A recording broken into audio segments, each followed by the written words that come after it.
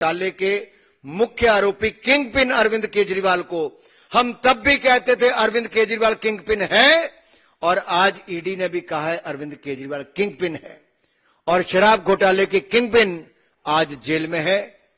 लेकिन दुर्भाग्य यह है कि घमंड और अहंकार इतना कि जेल से ही सरकार चला रहे हैं। कुंदन सर, क्या संवैधानिक रूप से यह संभव है कि जेल से कोई आदमी सरकार चला ले? अरे सबसे बड़ी बात तो राजनीति में नैतिकता की है।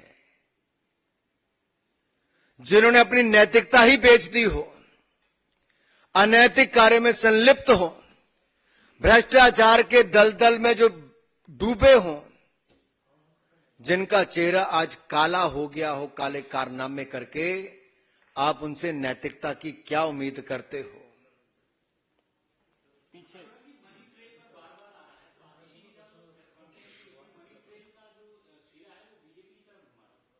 मैं इतना ही कहता हूं, जब इनके पास कोई उत्तर नहीं बचा तो इसी तरह के आरोप लगाएंगे। इनको जवाब देना है भ्रष्टाचार क्यों किया, ऐसी कौन सी मजबूरी थी कि शराब दलाली करनी जरूरी थी, ऐसी कौन सी मजबूरी थी कि साउथ के नेता से भी, वहां के व्यापारियों से भी करोड़ों रुपए की दलाली जरूरी थी, ऐसी कौन सी मजबूरी थी कि गली गली में शराब की दुकान खोलनी जरूरी थी, ऐसी कौन सी मजबूरी थी कि स्वास्थ्य के साथ साथ शराब की दलाली भी जरूरी थी।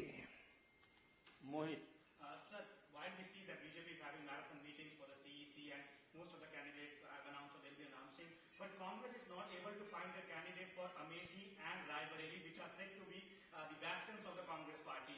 How do you see this? देश के सबसे बड़े राज्य और जहां से नेहरू गांधी परिवार की 4-5 पीढ़ियों को वोट मिलता रहा, वहां से चुनकर आते रहे, आज ये स्थिति कांग्रेस की हो गई है कि 80 सांसदों के राज्य वाला उत्तर प्रदेश में कांग्रेस को कैंडिडेट नहीं मिल रहा।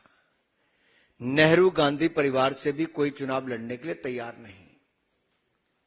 ये अपने आप में दिखता है कांग्रेस की दुकान बंद होने को आ गई है। कांग्रेस मुक्त भारत की जो हम बात करते थे, उत्तर प्रदेश से उसकी शुरुआत हो चुकी है, और देश के अलग अलग राज्यों में जैसे राजस्थान, गुजरात, बाकी राज्यों में भी, हरियाणा, हिमाचल प्रदेश में पहले ही कांग्रेस की दुकान बंद हो चुकी थी। अब उत्तर प्रदेश में भी कांग्रेस 0/0 आने वाली है। अभिषेक सर, अभी 10-15 दिन बाद इंडिया अलायंस के तमाम बड़े नेता अरविंद केजरीवाल के खिलाफ प्रेस कॉन्फ्रेंस करने आए हैं।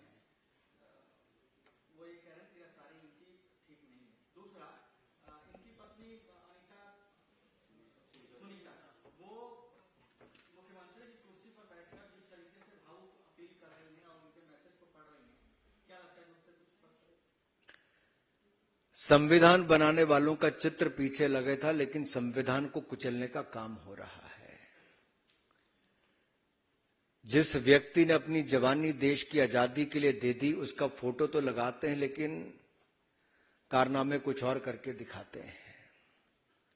वो भी पीछे शर्मसार होते होंगे कि उनका भी दुरुपयोग कैसे किया जा रहा है। अब इनके पार्टी के नेता नहीं बचे कोई साथ में खड़े होने के लिए, तो धर्मपत्नी जी को उतारा है। एक समय था लालू जी ने राबड़ी जी को उतारा था, यहां पे राबड़ी 2.0 होने वाला है। मैं यही कहूंगा, जवाब आपको यह देना है कि भ्रष्टाचार करने वाले अरविंद केजरीवाल जी, कांग्रेस ने स्वयं एक नहीं अनेक बार उनके ऊपर और शराब घोटाले के ऊपर आरोप लगाए अरविंद केजरीवाल के ऊपर। मेरा सीधा सवाल खड़गे जी और राहुल गांधी जी से यह है, क्या वो अरविंद केजरीवाल को निर्दोष मानते हैं? क्या वो भ्रष्टाचार के खिलाफ कार्रवाई करने को बंद करवाना चाहते हैं? क्या वो ये घमंडिया गठबंधन में भ्रष्टाचारियों का जो मेल हुआ, ठगबंधन जो हुआ है, उसके लिए इतना नीचे गिर गए हैं कि आज आरोपियों के साथ आकर मंच पर खड़े हो गए हैं?